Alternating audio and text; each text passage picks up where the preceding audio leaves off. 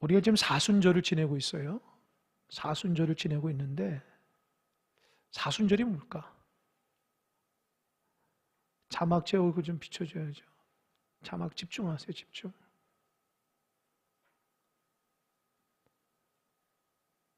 이 사순절이 뭐냐? 이 순이라는 말은 열이라는 거예요. 열. 그러니까 사순은 40일이에요. 40일. 그러니까 그리스도께서 부활하시기 전에 40일 동안 고난받고 그 모든 것을 우리 마음속에 묵상하며 이 사순절을 기간 동안에 그리스도의 사랑을 아는 그 기간이 사순절입니다. 여러분 사순절 기간 동안 주의 사랑이 더 깊어지는 은혜가 임하기 바랍니다. 평상시 때는 잘 몰라요. 왜 십자가의 말씀을 잘 전하지 않기 때문입니다. 그러나 예수 그리스도의 고난을 이 마음속에 묵상할 때에 그 고난이 나로부터 시작됐다는 거예요. 나의 구원을 위해서 시작됐다는 그 감격 가운데 십자가를 딱 마주할 때에 내 자신이 부끄러운 줄 깨달은 거예요. 아, 주님이 나 때문에 그랬지. 내가 참 죄인이구나. 그 은혜를 깨닫는 게 사순절입니다. 할렐루야. 사순절 기간 동안 여름에 마음이 높아져서는 안 돼요. 우리가 십자가 앞에 납작 엎드려서 죄인임을 깨닫고 그 십자가 앞에 우리 자신을 묵상하며 묵묵히 믿음의 길을 걸어가는 사순절 되시기 바랍니다. 변화돼야 돼요. 그리스도의 사랑으로, 그리스도의 십자가로 변화되지 않으면 안 됩니다. 강박하면 안 돼요. 하나님의 은혜로 정말 그 말씀 한 절을 읽으면서도 그 말씀이 나에게 주시는 말씀이고 나 때문에 예수 그리스도께서 십자가 달려 돌아가셨구나. 그게 깨어지는 은혜가 있길 바랍니다. 오늘은 예수님께서 십자가를 앞두고 행하신 일 가운데 어떤 삶을 사셨는가 한번 보려고 그래요. 예수님이 지금 어딜 가고 있냐? 11절 한번 다 같이 봅시다. 11절 한번 읽어볼까요? 시작. 예수께서 예루살렘으로 가실 때에 사마리아와 갈 사이를 지나가시다. 여러분 보세요. 예수님이 어디로 가시려고 한다고요? 예루살렘으로. 근데 어디를 지나갔다고요? 잘 보셔야 돼요. 예수님이 좀 예루살렘을 가실 때에 사마리아와 갈릴리 사이를 지나가신다. 이제 자막됐습니다. 지금 제가 지도를 펼치는 않았지만 예수님 당시 지도를 보면 간단해요. 맨 밑에가 남쪽이 유대입니다. 가운데가 어디죠? 사마리아예요. 저 북쪽이 어디죠? 갈릴리예요. 그러니까 제일 북쪽이 갈릴리고 이 가운데가 사마리아고 남쪽이 유대라고요. 그럼 유대의 예루살렘은 어디 있어요? 어디 있냐고요? 어디? 맨 밑에 어디예요? 유대에 있습니다. 여러분 이건 기본이에요. 기본이 안 되면 안 돼요. 예루살렘은 남쪽에 있어요. 남쪽이. 유대 지방이다. 그러니까 성경을 다시 한번 보세요. 자막 한번 보세요. 예수께서 예루살렘이 어디요? 남쪽이거든요. 남쪽으로 가실 때 사마리아가 어디예요? 중간이라고 그랬죠. 갈릴리는 어디예요? 북쪽이죠. 이해가 되세요, 여러분? 이해를 못하겠어요? 지금 예수님이 남쪽으로 있는데 남쪽으로 가려고 하는데 예수님의 발걸음은 저쪽 북쪽으로 향하고 있어요.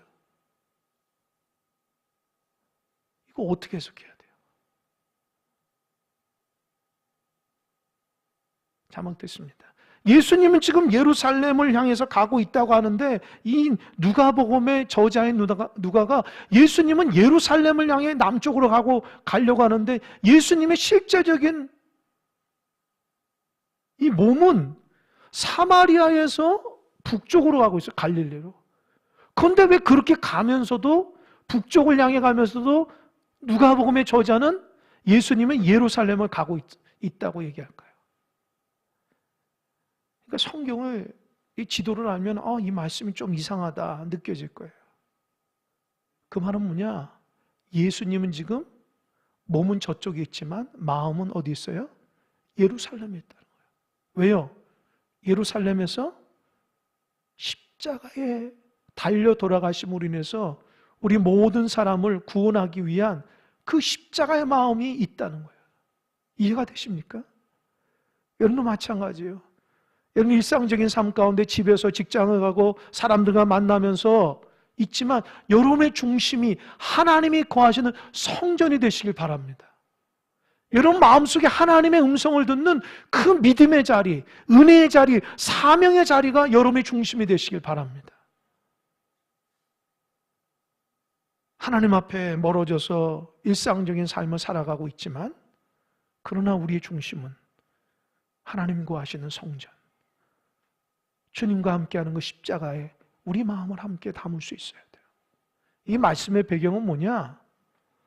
예수님은 사실은 이 요단강을 중심으로 해서 동쪽이, 요단 동편이 어디냐면 베레아라는 지방이에요. 이 베레아라는 지방에서 예수님이 사역을 하다가 이 요단강 서편인 베단이라는 곳에서 무슨 전가를 하나 받아요. 무슨 전가를 받을까요? 베다니하면 누가 생각나요? 나사로. 나사로가 죽게 됐다는 말을 들었어요.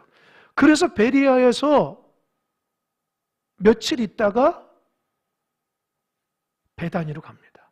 그리고 죽은 나사로를 주님께서 나사로야 나오너라 해서 그 무덤에서 살려줍니다. 그런데 예수님께서 나사로를 살렸는데 그 당시 거기에 있던 종교 지도자들이 돌을 들고 예수님을 죽이려 하는 거예요. 나사로가 함께 죽이려고 하는 거예요. 그러니까 예수님이 잠시 피하냐고 어디 가냐면 사마리아의 에브라임이라는 곳에 잠깐 피합니다. 거기에서 하나님께 기도하고 또 복음을 전하며 이제 본격적으로 전도 사역을 위해서 사마리아에서 갈릴리 쪽으로 이렇게 올라가는 길을 지금 오늘 누가복음의 저자는 얘기하고 있는데, 그러나 누가복음의 저자는 그러나 예수님의 중심은 십자가를 향해서 나아가고 있는 거예요. 예루살렘의 그 십자가를 향해서 나아간다고 얘기하는 거예요. 이 얼마나 영적인 말이에요. 여러분 우리의 삶도 십자가를 바라보며 믿음으로 나아갈 수 있어야 돼요. 그 예수님의 중심에는 십자가밖에 없는 거예요. 내가 죽어짐으로 인해서 인류를 살린다고 하는 그 섬김의 마음밖에 없는 거예요. 사마리아에서 갈릴리를 가다가 한 마을에 탁 들어갑니다. 그때 어떤 일이 일어났냐? 12절, 13절 함께 읽어보겠습니다. 시작. 한 마을에 들어가시니 나병 자 10명이 예수를 만나 멀리 서서 소리를 높여 이르되 예수 선생님이여 우리를 불쌍히 여기소서 하거늘. 예수님이 사마리아 갈릴리를 가다가 한 마을에 탁 들어, 어떤 마을이라는 건 정확히 나오지 않아요. 근데 거기에 누가 있어요? 나병 환자 10사람. 그 나병 환자 10사람이 12절 다시 한번 자막 보세요. 뭐라고 써있냐? 그 사람들이 예수님께 가까이 나왔다고 한 거예요? 아니면 멀리 섰다고 그랬어요? 저 좀 보세요. 왜 멀리 서 있을까요? 예수님께 나와서 주님 나 고쳐주세요. 어떤 사람은 맹인도 주님 앞에 나오기도 하고, 어떤 사람은 걷지 못하니까 침상채 들고 나오기도 하는데, 왜 이 나병 환자 10사람은 한 사람도 아니고 10사람이 이렇게 뭉쳐다니면서 예수님께 예수 선생님 우리를 불쌍히 여겨달라고 하면서 왜 멀리 서서 했을까요? 아마 제가 몇 번 얘기했을 겁니다. 이 성경을 모르면은 이 내용을 해석하기 힘들어요. 레위기는요, 하나님께서 이스라엘 백성에게 내가 거룩하니 너희도 거룩하라 주신 말씀이에요. 하나님 백성은 거룩의 백성이거든요. 그러면서 레위기 13장에 보면은 거룩하지 않은 부정한 병을 들었는데 그게 나병입니다. 너희 몸에 나병이 딱 드러나거든. 그 사람은 거룩하지 않은 부정한 사람이다. 이 사람이 반드시 3가지를 해야 돼요. 첫 번째 뭐냐? 따라해 보세요. 옷을 찢는다. 두 번째 머리를 푼다. 세 번째 입술을 가지고 나는 부정하다. 따라해 보세요. 부정하다. 외치는 거예요. 이게 무슨 말이에요? 세 가지를 하라는 거예요. 나병 걸렸을 때. 옷을 찢으라는 거예요. 머리를 풀어헤치라는 거예요. 입을 가리고 나는 부정하다 부정하다 외쳐. 이게 뭐예요? 자기 존재가 나병이라는 것을 상대방에 알리고자 하는 신호를 보내라는 거예요. 왜요? 나병은 부정한 병이기 때문에 일반 사람이 그를 만지거나 그와 함께해서 나병이 옮길 수 있기 때문에 부정한 사람은 자기가 부정하다 외치고 다녀야 돼요. 여러분, 나병에 걸리면 제일 힘든 게 뭔지 아세요? 격리되는 거예요. 우리 가족 중에 누구 하나 나병에 딱 걸리잖아요. 그 뒤로부터 가족에서 함께 살지 못합니다. 저쪽 마을 밖으로 나가야 돼요. 사람 없는 곳에 나가야 돼요. 왜요? 그렇게 하라고 그랬어요. 만약에 나병에 걸린 사람이 나병이 아닌 척하고 사람한테 있으면은 만약에 발견되면 돌에 맞아 죽는 거예요. 그래서 나병에 걸리면은 사람의 관계가 끊어지고 하나님의 관계가 끊어지는 아주 무시무시한 병입니다. 성경에 보면 나병 환자들 얼마나 많은지 몰라요. 이거는 단순한 육신적인 질병이 아니라 하나님의 관계가 끊어지고 사람의 관계가 끊어지는 지옥 같은 삶을 살아가는 것이 나병입니다. 이 나병 환자들이 자기들끼리 모여서 격리되어 살아가는 거예요. 그러다가 예수님이 그 마을에 오신다고 하니까 그 소문을 들었어요. 아, 예수님이 눈먼 자를 뜨게 하고 걷지 못한 자를 걷게 하고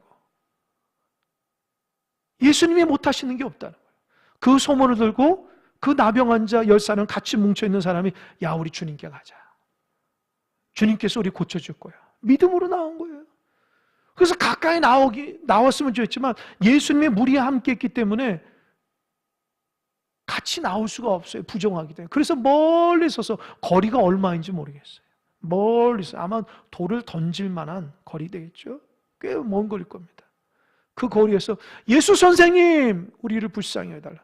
그래서 13절에 예수 선생님이여 우리를 불쌍히 여기소서라는 그 성경 구절을 읽을 때에 입에서 피가 토하는 것을 느껴질 수 있어야 돼요. 그냥 예수 선생님 나를 불쌍히, 그게 아니에요. 그들의 인생의 모든 것을 걸고 이번이 마지막이라 생각해서 간절함으로 막 입에서 피를 토하는 심정으로 주님께 울부짖었다는 겁니다. 얼마나 간절했을까. 여러분도 하나님 앞에 간절하게 울부짖어 본 적이 있습니까? 우리가 어느 순간 하나님의 은혜를 잊어버리고 하나님께 부르짖음을 잊어버렸어요. 신앙생활 조용히 하는 것을 더 선호하게 되고 우리 자신의 죄를 심각하게 받아들이지 않고 내가 주님의 의도대로, 내 주님의 말씀대로 살아가는 것에 대해서 별로 감각이 없어졌어요. 그러니까 주의 전에 와서도 하나님 앞에 마음과 뜻과 힘을 다해서 생명을 다한 온전한 울부짖음과 그런 온전한 예배자가 되지 못하는 것은 아닌가. 우리 날마다 말합니다. 하나님 중심을 보신다고. 여러분 마음속에 하나님에 대한 울부짖음이 있습니까? 인생이 힘들고 어려워서 주님 나 고쳐주셔야 돼요. 가정의 문제 때문에 하나님 어떻게 해요? 남한테 말 못한 고민이 있습니다. 하나님 왜 가정을 회복시켜 주십시오. 하나님 내가 죄를 졌어요. 하나님 죄를 깨끗이 해주십시오. 그런 사모하는 마음으로 눈물 섞인 울부짖음이 없습니까? 이제 하나님께 나와서 예배하는 것이 평안만 외치고 내 귀에 좋게 들리는 소리만 들리고 나에게 축복만 바라보는 어느 순간 우리의 눈물이 사라진 예배는 되지 않았는가? 그것을 꼭 회개해야 돼요. 주일날 예배드리지 않으면 하나님께 야단 맞을까 봐 와서 예배드리는 신분이 있어요? 그런 소극적인 예배가 아니라 진짜 하나님 사랑합니다. 하나님, 내가 하나님의 자녀인데요, 하나님답게 살지 못합니다. 하나님, 죄를 깨끗이 씻어주세요. 하나님, 육신의 질병 어떡합니까? 하나님, 가정의 문제 어떡합니까? 우리 교회는 어떻게 할 겁니까? 하나님, 이 나라의 민족 어떻게 할 것입니까? 그런 안타까움이 없습니까? 그런 울부짖음과 은혜에 대한 사모함이 없습니까? 회복돼야 됩니다. 이 10명의 나병 환자가 피를 토하는 심정으로 주여 예수 선생 우리를 불쌍히 여겨달라고 얘기하니까 주님께서 14절에 이렇게 얘기합니다. 14절 함께 읽어보겠습니다. 시작. 보시고 이르시되 가서 제사장들에게 너희 몸을 보이라 하셨더니 그들이 가다가 깨끗함을 받은지라. 가서 제사장들의 너희 몸을 보이라.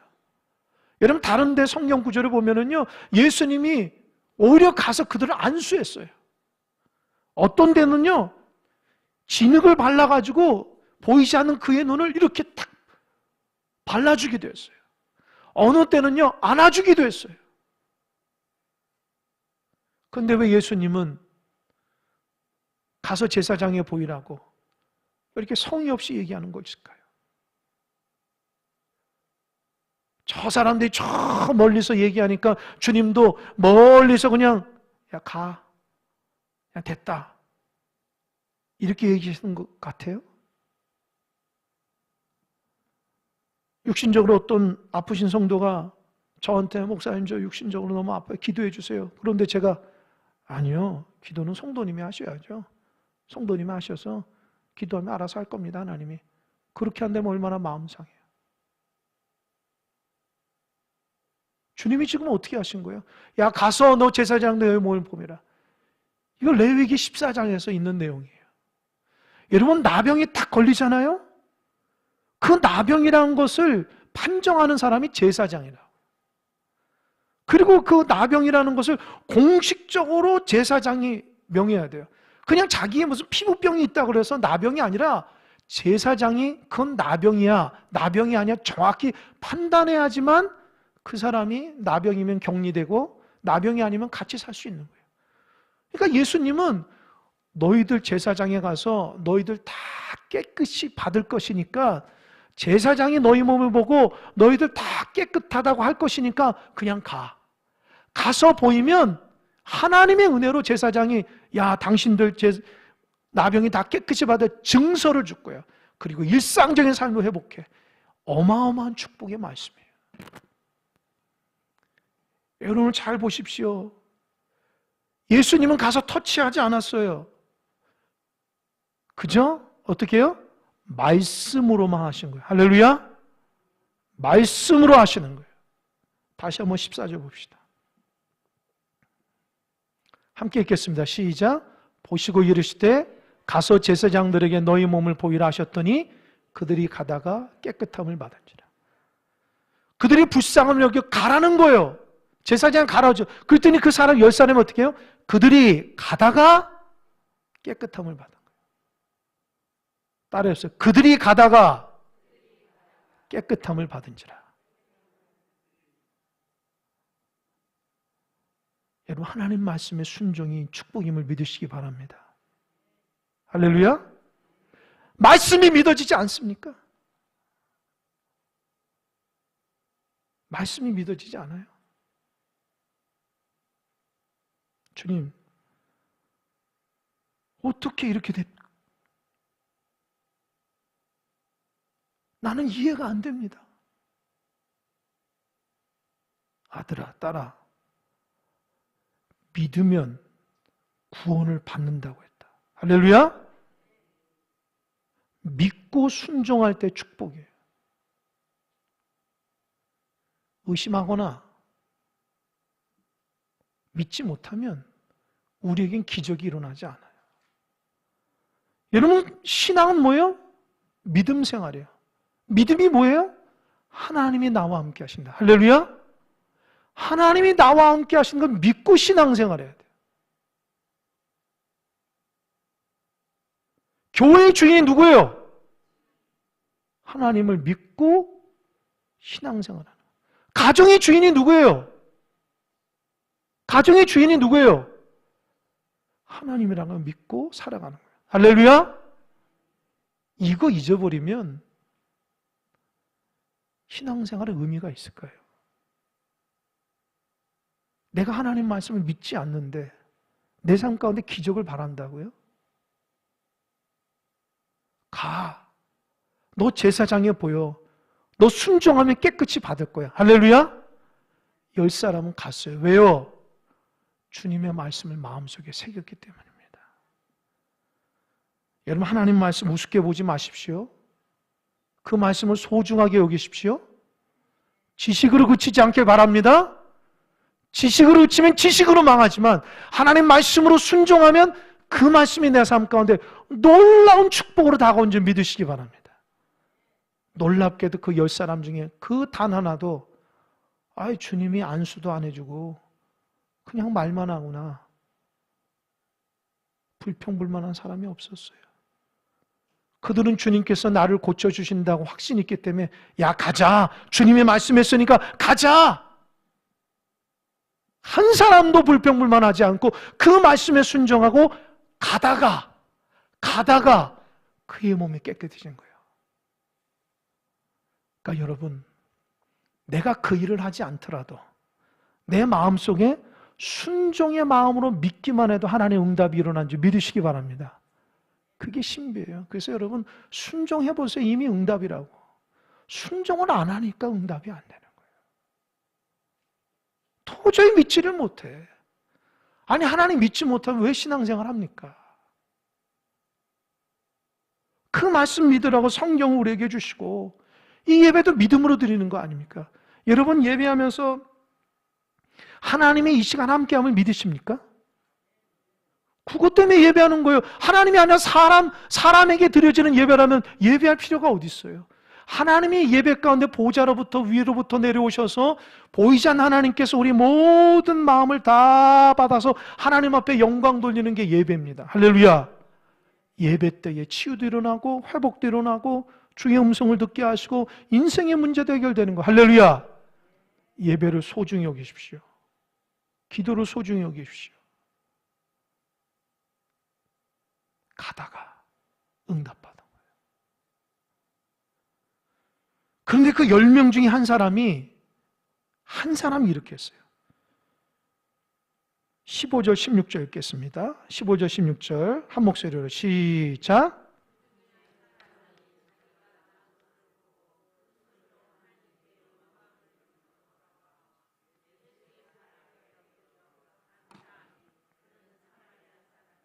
보세요. 그 중에 한 사람이 10명 중에 한 사람이 자기가 낳은 것을 딱 깨달은 거예요.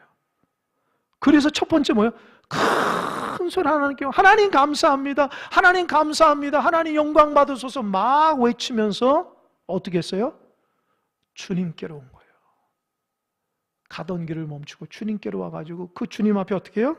발 아래 탁 엎드려서 주님 감사합니다. 막 울기 시작하는 거예요. 10사람 중 한 명이.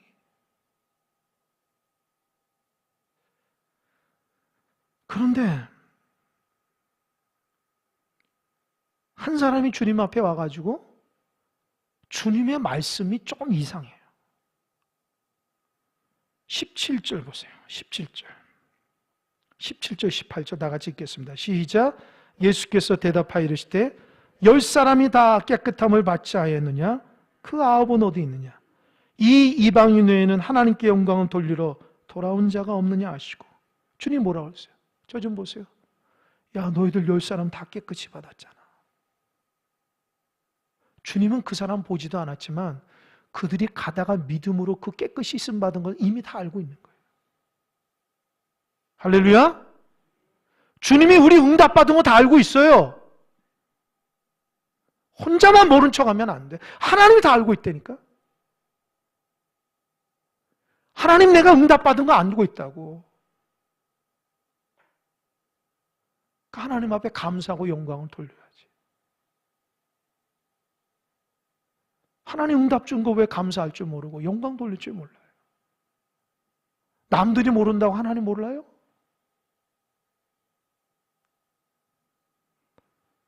이게 중요합니다. 주님이 10사람 중에 한 사람이 와가지고 감사합니다 발아래 울면서 하나님 감사하다고 하니까, 야, 그래 너 그동안 고생했지. 너 얼마나 아팠냐. 너 부모한테도 못 보고 형제자매도 못 보고 너 고생했지. 그 말이 아니에요 지금요. 야, 9사람은 어디 갔어?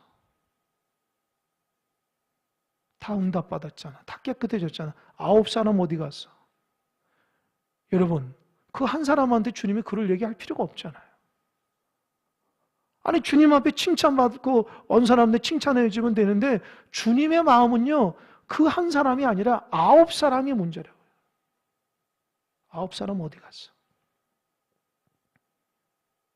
하나님 앞에 그렇게 피를 토하는 심정으로 주님 앞에 울부짖어서 내가 불쌍해서 응답했는데 감사하지 않아?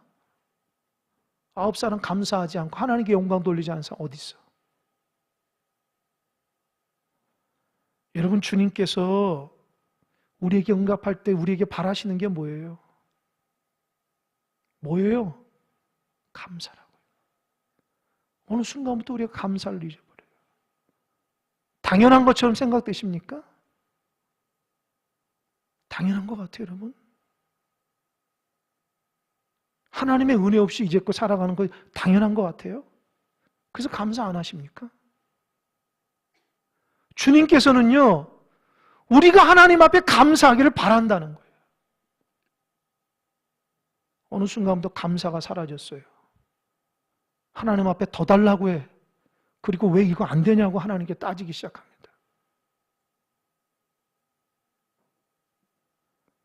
야, 너가 9명 중에 1명이냐? 감사한 1명 중에 그 사람이냐?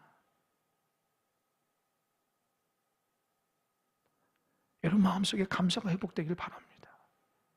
제가 이 말씀 묵상하면서 많이 충격을 받았어요. 내가 치유받고 내가 회복되고 내가 하나님 앞에 부르짖은 그것이 중요한 거, 응답이 중요한 게 아니라 하나님 보시기에는 감사가 더 중요한 거예요. 저를 비롯해서 우리 중에는 인생에 문제가 있으면 하나님과 어떻게 해요? 하나님 어떻게 해요? 하나님 나 살려주시고 하나님 응답해. 하나님께 부르짖습니다. 하나님 불쌍히 여겨요. 그래서 응답해 줬다고. 그러니까 하나님 감사합니다 그럽니다. 하나님 감사합니다. 이제는 하나님을 위해서 믿음으로 살겠습니다. 그렇게 살겠습니다. 결단한 거예요. 조금 지나가 보세요. 감사가 어디 있어요? 자기 노력으로 된 줄 알아요. 자기 헌신으로 된 줄 알아요. 자기가 똑똑해서 된 줄 알고 감사를 다 잊어버려요. 하나님 그때 얘기합니다. 너 왜 감사하지 않아? 내가 너 고쳐주고 내가 너 축복해주고 내가 너 함께 했잖아. 왜 감사하지 않아?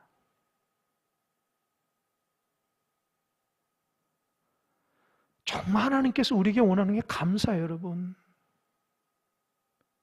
감사가 회복되지 않으면 앞으로 내 삶 가운데 기적은 일어나도 하나님하고 상관없는 사람이 돼버려요. 내 자신의 부족함을 깨닫고 하나님, 이거 하나님이 하셨죠. 제가 묵상을 해봤어요. 그럼 도대체 9명은 어디 갔을까? 생각해 보세요. 처음에 이 9명이 한 사람은, 그러니까 10명은 한 사람은 여기 말한 것처럼 사마리아 이방인이고 9명은요 유대인이라고요. 그런데 유대인은요 사마리아 보면서 저거 지옥 갈 사람들, 저 이방인들, 하나님 저주받을 사람 이렇게. 그런데 그들이 나병에 걸리고 나서 함께 공동체를 이뤄요. 그들이 나병을 걸리지 않았으면 사마리아 사람은 함께 하지 않습니다. 그런데 자기도 죄인이고 사마리아도 죄인이라는 나병이니까 함께 한다고요. 근데 주님의 앞에 막 부르짖고 가다가 생각해 보세요. 장면을 떠올려 보세요. 가다가 야, 내 몸이 깨끗해졌어. 이렇게 누가 외친다고 했어요. 다는 맞아, 내 몸이 깨끗해. 야, 주님의 말씀대로 순종하니 깨끗해져서 막 난리가 납니다. 근데 그 사람 중에 한 명은 하나님 너무 감사합니다.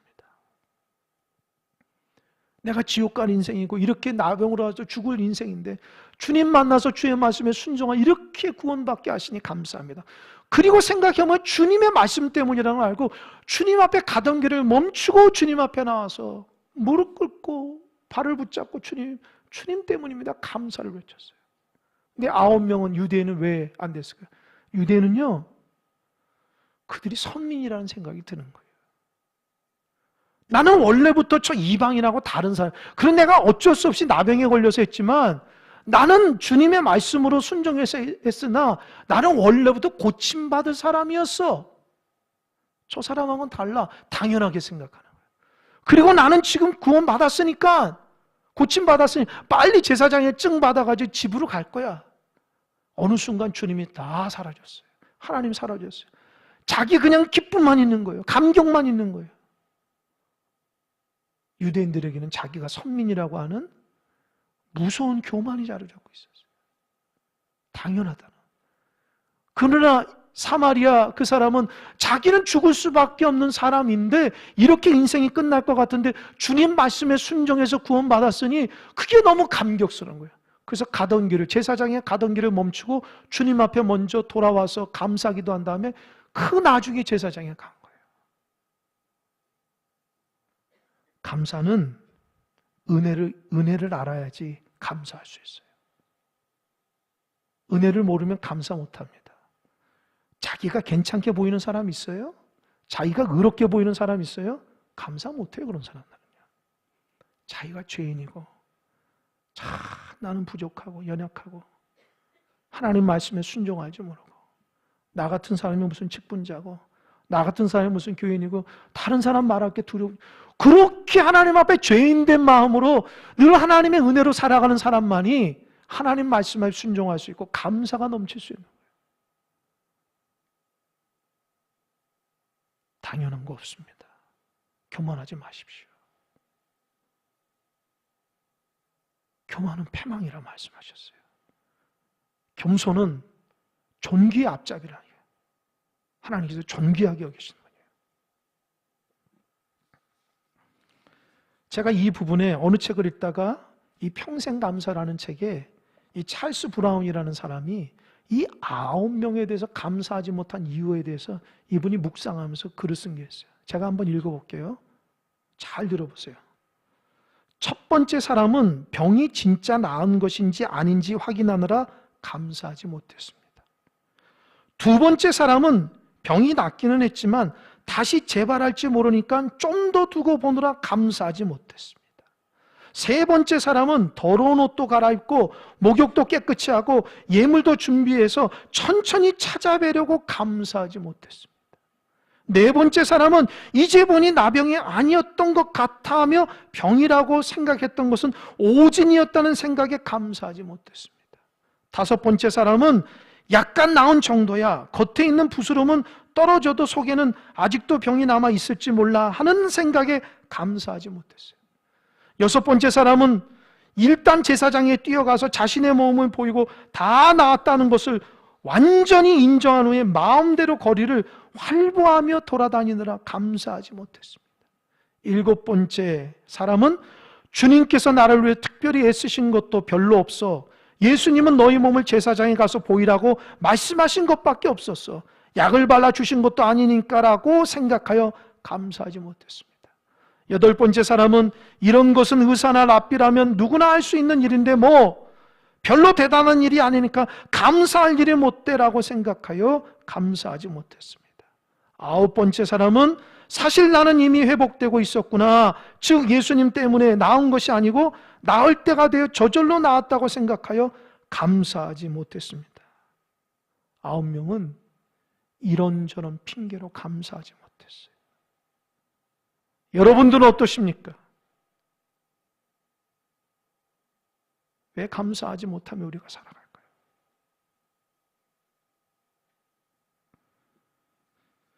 우리가 주님의 무릎 앞에 엎드려서 감사하는 은혜가 회복돼야 돼요.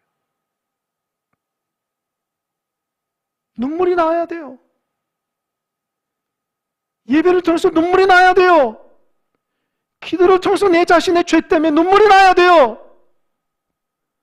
교회를 섬기면서도 나처럼 부족한 사람이 주님의 귀한 교회를 섬길 수 있다는 걸 눈물이 나야 돼요. 믿지 않는 사람에게 예수 믿고 구원받으라고, 나도 죄인이었다고 눈물이 나야 돼요. 어느 순간 하나님의 은혜가 사라지고 나밖에 안 보여요.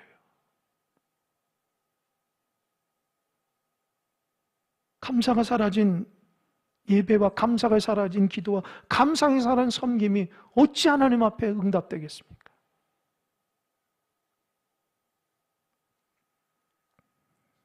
감사한 자에게 주어지는 놀라운 축복입니다. 19절 읽어보겠습니다. 시작. 그에게 이르시되 일어나 가라, 내 믿음이 너를 구하였나이다 하시더라.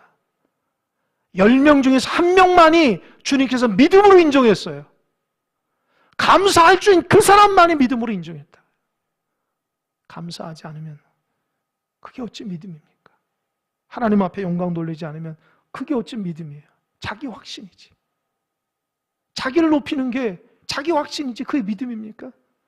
주님을 높이고 주님께 감사해야지 그게 믿음이에요. 그래서 10명 중에 한 사람만 육신도 건강하고 구원받는 은혜가 임한 거예요. 할렐루야. 여러분, 여러분의 목적만 이루기 위해서 감사할 줄 모르는 9명이 되지 않길 바랍니다. 여러분의 기도의 응답도 받고 그래서 하나님께 감사하고 평생 감사의 길을 걸어가면서 여러분의 영혼도 구원받고 하나님의 칭찬받는, 너는 믿음의 사람이야, 인정받는 사람이 되시길 바랍니다. 절대로 교만하지 마십시오. 감사는 하나님으로부터 나오는 것이고 나는 죄인이라는 거예요. 그 말씀에 순종할 때만이 감사가 회복된다는 거예요. 하나님이 얼마나 여러분을 높여주셨습니까? 얼마나 여러분 풍성하게 해주세요. 어렵고 힘들 때를 생각해 보세요. 예를 어려서 하나님 앞에 막 기도할 때에 하나님 지금 응답해 주셨잖아요. 그런데 왜 하나님께 감사할 줄 모르고 하나님 영광 돌리면 하나님 중심대로 살아가지 못합니까? 감사를 잃어버린 9명이 될 겁니까? 아니면 감사를 대체하는 1명이 될 겁니까? 1명이 되어서 하나님 앞에 영광 돌리는 주님의 귀한 종이 되기를 주님이라 간절히 축원합니다. 아멘. 기도하겠습니다.